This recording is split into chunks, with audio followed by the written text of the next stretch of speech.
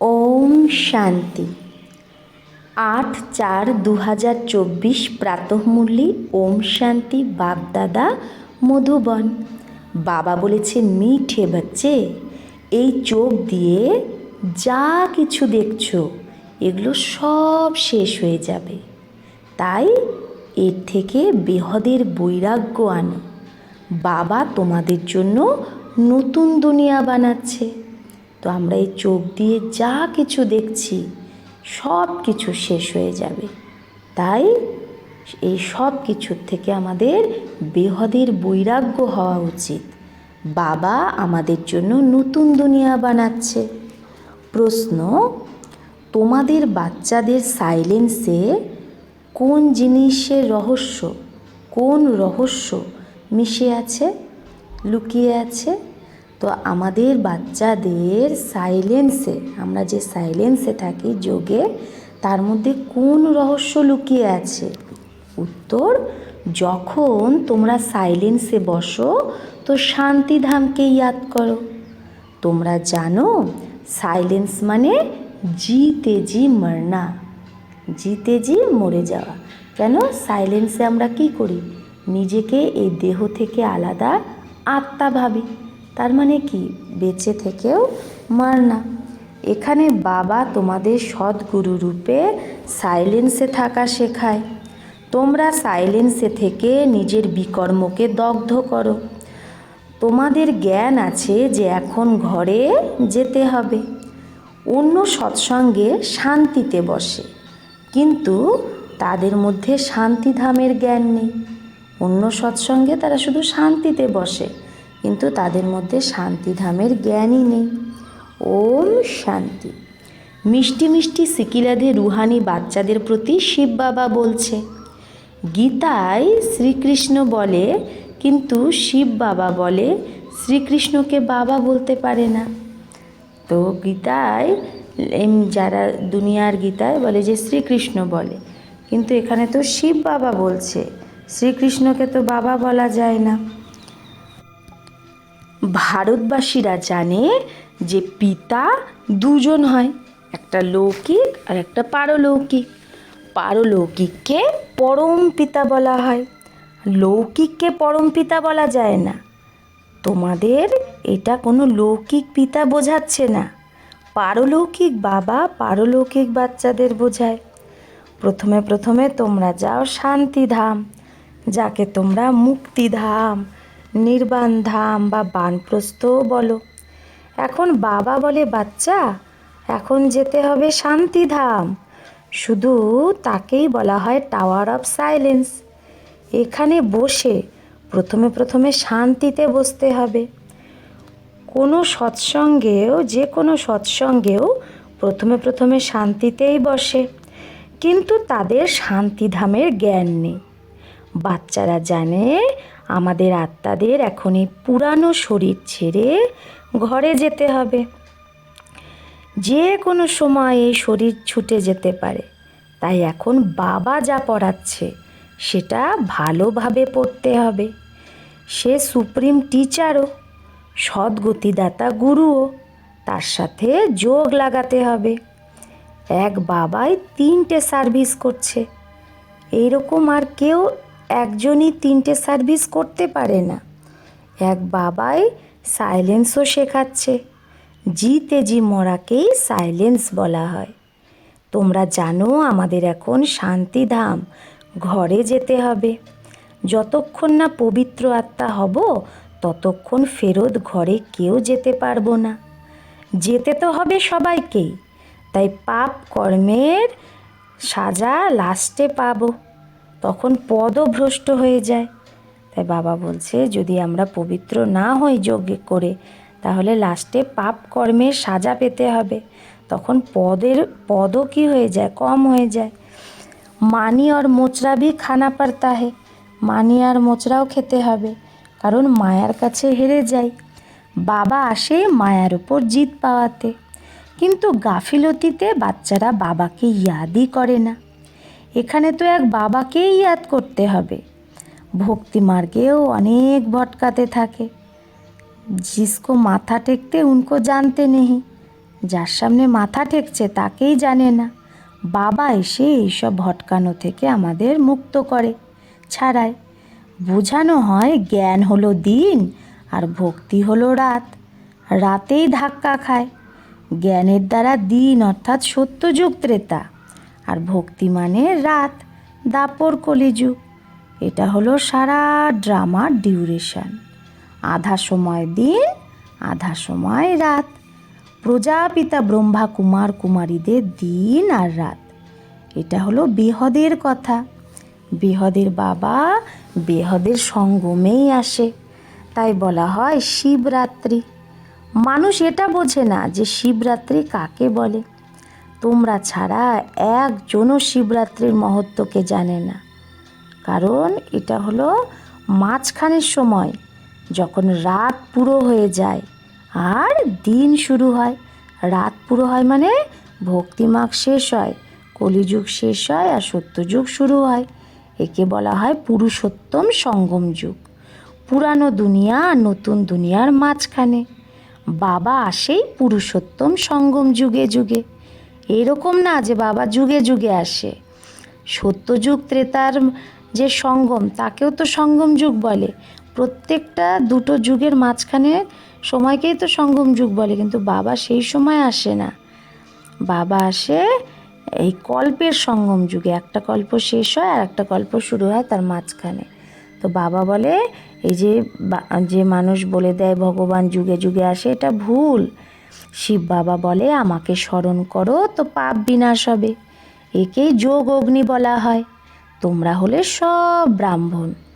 যোগ তোমরা শেখাও পবিত্র হওয়ার জন্য। ওই ব্রাহ্মণরা তো কামচিতায় চড়ায়।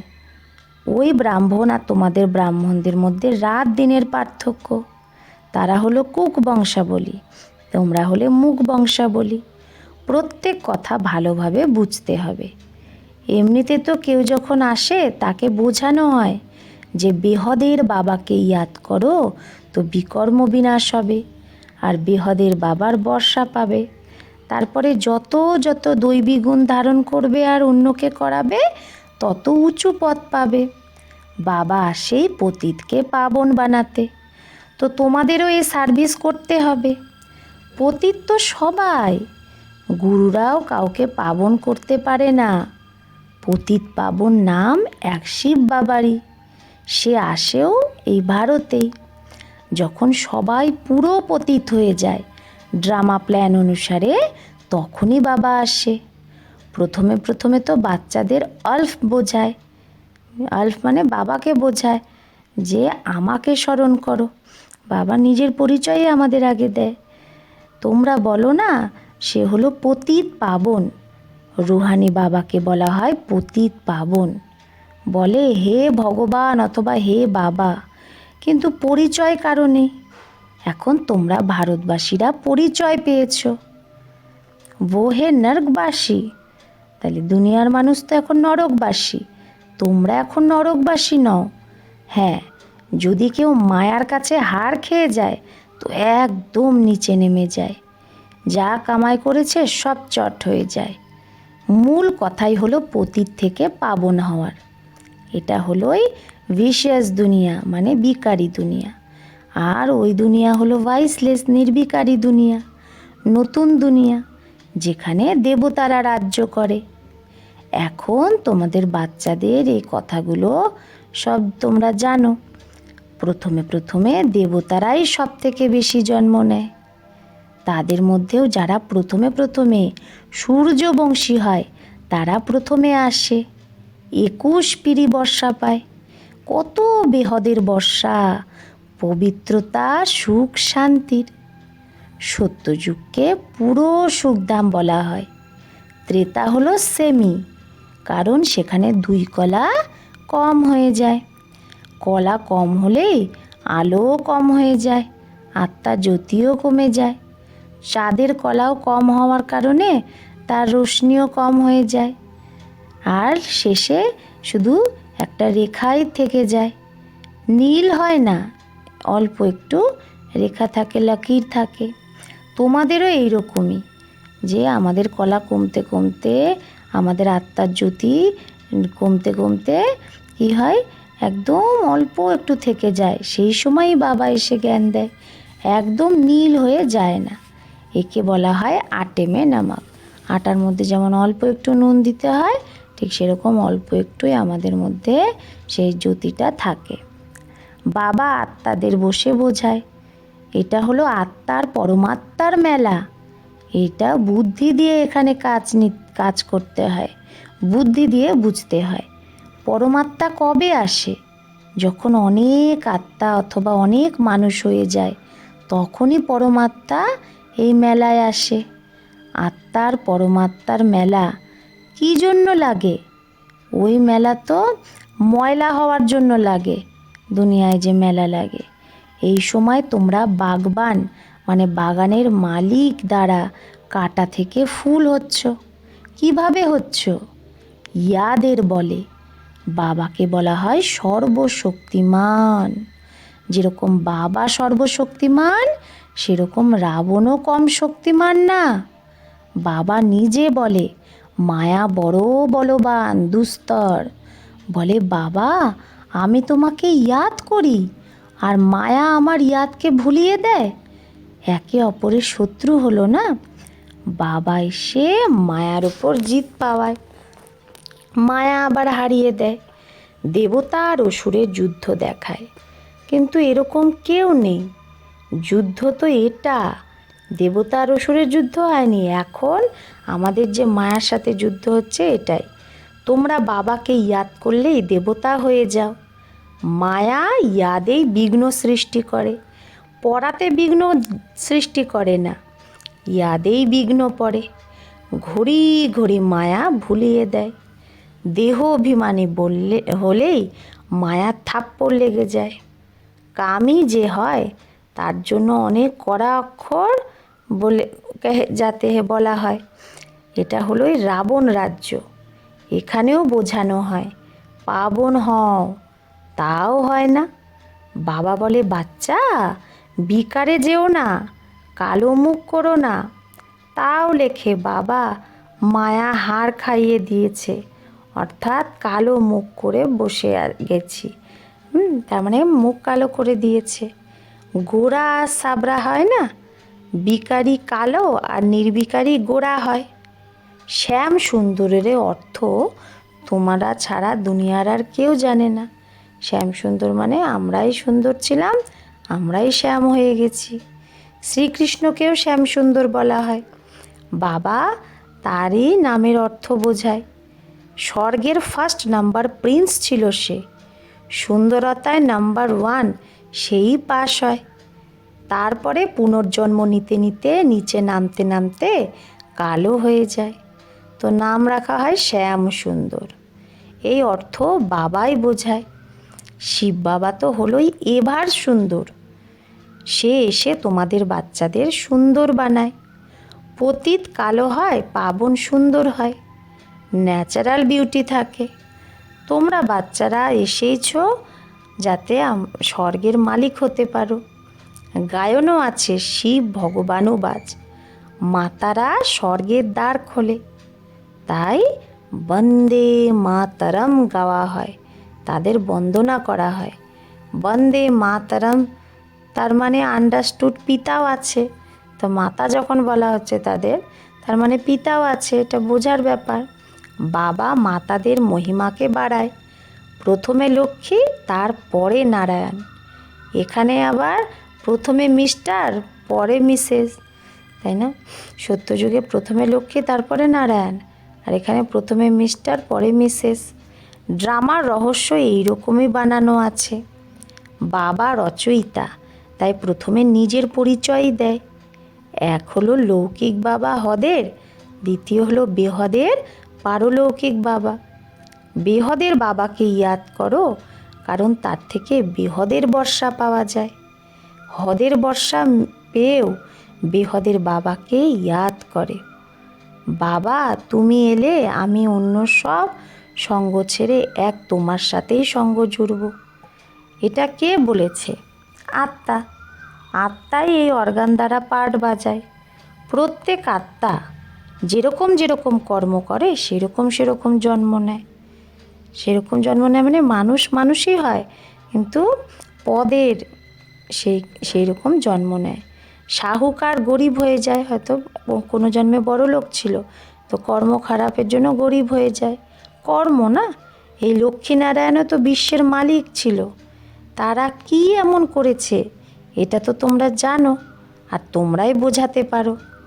বাবা বলে এই চোখ দিয়ে তুমি যা কিছু দেখছো তার থেকে বৈরাগ্য আনো, এগুলো তো সব শেষ হয়ে যাবে। নতুন মকান বানায় আর তো ফির পুরানে সে বৈরাগ্য হয়ে जाता है। নতুন মকান কেউ বানালে পুরানো মকানের থেকে বৈরাগ্য চলে আসে। তো বাচ্চারা বলে বাবা নতুন মাকান বানিয়েছে, আমি সেখানে যাব, তো এই পুরানো মাকান তো ভেঙে চুরে যাবে। আর এখানে এটা হলো বেহদের কথা। বাচ্চারা জানে বাবা এসেছে স্বর্গে স্থাপনা করতে, তাহলে এখন এই পুরানো ছিছি দুনিয়া থেকে আমাদের মন সরিয়ে নিতে হবে। তোমরা বাচ্চারা এখন ত্রিমূর্তি শিবের সামনে বসে আছো, তোমরা বিজয় পাও। বাস্তবে তোমাদের এই ত্রিমূর্তি কোট অফ আর্মস, তোমাদের ব্রাহ্মণদের এই কুল হলো সব থেকে উঁচু চটি, এটা এখন রাজাই স্থাপন হচ্ছে। একে কোট অফ আর্মস, তোমরা ব্রাহ্মণরাই জানো এই কোট অফ আর্মসকে। শিব বাবা আমাদের ব্রহ্মা দ্বারা পড়ায় দেবী দেবতা বানানোর জন্য। বিনাশ তো হবেই, দুনিয়া তমপ্রধান হয় তো ন্যাচারাল ক্যালামিটিসও মদত করে। বুদ্ধিতে কত সায়েন্স বেরোতে থাকে, পেট দ্বারা কোনো মুসল বেরোয়নি, এটা সায়েন্স বেরোচ্ছে, যার দ্বারা সারা কুলকে শেষ করে দেয় মিসাইল দিয়ে। বাচ্চাদের বোঝানো হয় উঁচু থেকে উঁচু হলো শিব বাবা, পূজাও করা উচিত এক শিব বাবার আর দেবতাদের। ব্রাহ্মণদের পূজা হতে পারে না, কারণ তোমাদের আত্মারা ভালে পবিত্র, কিন্তু শরীর তো পবিত্র না, তাই পূজনযোগ্য তোমরা হতে পারো না। মহিমাযোগ্য হও, যখন আবার তোমরা দেবতা হয়ে যাবে তো আত্মাও পবিত্র হয়, তো শরীরও নতুন পবিত্র পাও। এই সময় তোমরা মহিমাযোগ্য হচ্ছ। বন্দে মাতারম গাওয়া হয়। মাতাদের যে সেনা, তারা কি করেছে? মাতারাই তো শ্রীমতে জ্ঞান দিয়েছে। মাতারা সবাইকে শ্রীমতে জ্ঞান দেয়, মাতারা সবাইকে জ্ঞান অমৃত পান করায়। যথার্থ রীতি তোমরাই বোঝো। শাস্ত্রে তো অনেক কাহিনী লেখা আছে, সেগুলো বসে শোনায়। তোমরা তো সত্য সত্য করে এসেছো, তোমরা যদি এগুলো বসে শোনাও এই জ্ঞানের কথা, তাহলে তারা সত্য সত্য বলবে। এখন তো তোমরা সব কিছুতে সৎ বলবে না যে এটা সত্য। মানুষ তো এমনই পাথর বুদ্ধি হয়ে গেছে যে সব কিছু শুনে সত্য বলতে থাকে। গায়নও আছে পাথর বুদ্ধি আর পারস বুদ্ধি। পারস বুদ্ধি মানে পারসনাথ, নেপালে বলে পারসনাথের চিত্র আছে। পারসপুরীর নাথ তো হলো এই লক্ষ্মীনারায়ণ। পারসপুরী মানে সত্যযুগের নাথ, মালিককে লক্ষ্মীনারায়ণ, তাদেরই ডিনাইস্টি চলে। এখন মূল কথা হলো রচয়িতা আর রচনার রহস্যকে জানা, যার জন্যই ঋষিমুনিরা বলে আমরা জানি না, নেতি নেতি করে এসেছে যে আমরা রচয়িতা রচনার আদি মধ্য অন্ত জানি না। এখন তোমরা বাবার দ্বারা সব কিছু জানো, তার মানে তোমরা আস্তিক হয়ে গেছো। মায়ার আবো नास्तिक बनाए। अच्छा, मीठे मीठे सिकिलधे बच्चों प्रति माता पिता बाप दादा का याद प्यार और गुड मॉर्निंग। रूहानी बाप की रूहानी बच्चों को नमस्ते। हम रूहानी बच्चों की रूहानी माता पिता बाप दादा को याद प्यार गुड मॉर्निंग और नमस्ते नमस्ते नमस्ते। शुक्रिया बाबा, आपको लाख लाख शुक्रिया। ধারণার জন্য মুখ্য সার। 1.